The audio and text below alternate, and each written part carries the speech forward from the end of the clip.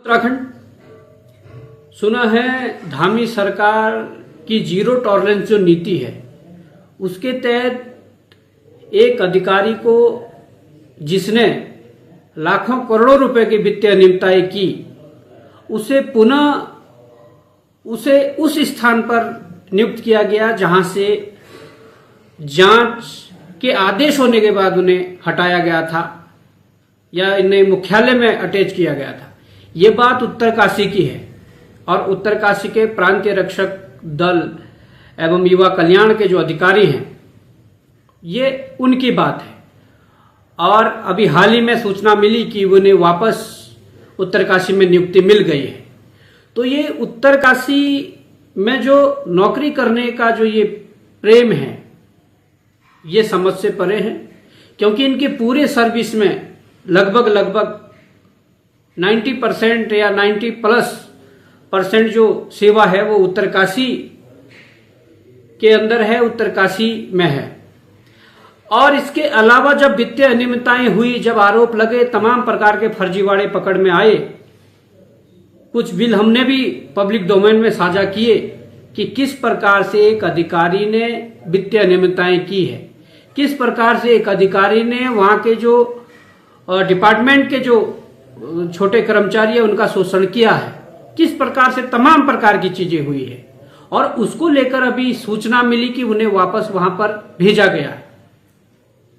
जांच रिपोर्ट में क्या आया, जांच में क्या हुआ, जांच में किन तथ्यों को संलग्न किया गया, किन तथ्यों पर जांच हुई, ये अभी तक कोई बात सामने नहीं आई है।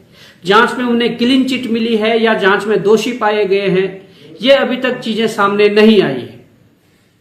पर मैं ये कहना चाहता हूं, सरकार ने, प्रशासन ने, युवा कल्याण विभाग ने ये बहुत बड़ी गलती की है।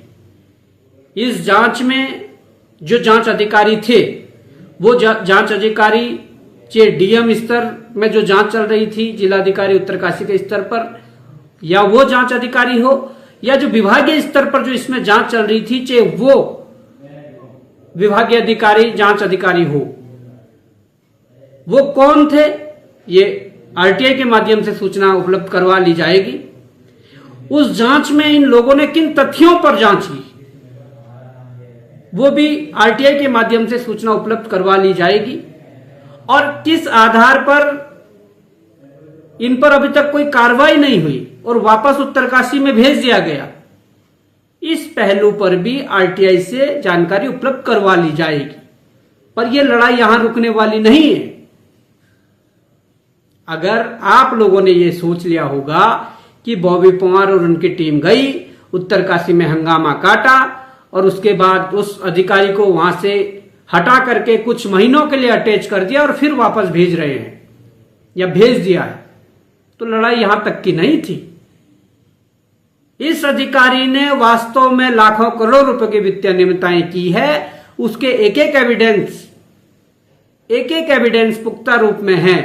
और अगर उसके बाद भी कार्रवाई नहीं होगी तो जो जांच अधिकारी, चाहे विभागीय जांच अधिकारी हो या जिला अधिकारी के स्तर पर जो जांच चल रही थी, चाहे वो जांच अधिकारी हो, उनको बाय नेम पार्टी बनाया जाएगा, बाय नेम माननीय उच्च न्यायालय नैनीताल में खड़ा किया जाएगा।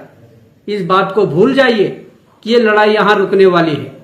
पर मैं यही कहना चाहता हूं कि विभाग अपना स्पष्टीकरण दें कि किसके तहत उन्हें फिर से वापस मूल तैनाती पे भेजा है, जब अभी तक जांच पूरी नहीं हुई है या जब जांच में अभी कोई ऐसा पहलू सामने नहीं आया है कि उन्हें क्लीन चिट मिली है या दोषी पाए गए हैं।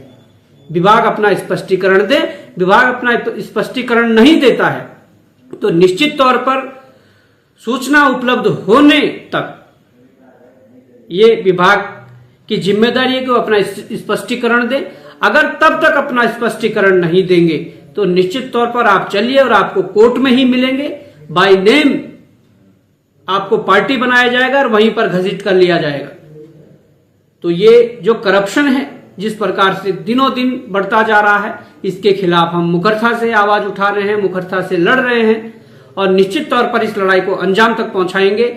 और जिन भी पीआरडी जवानों का जो शोषण हुआ था उनको न्याय दिलाएंगे। जय हिंद, जय भारत, जय उत्तराखंड।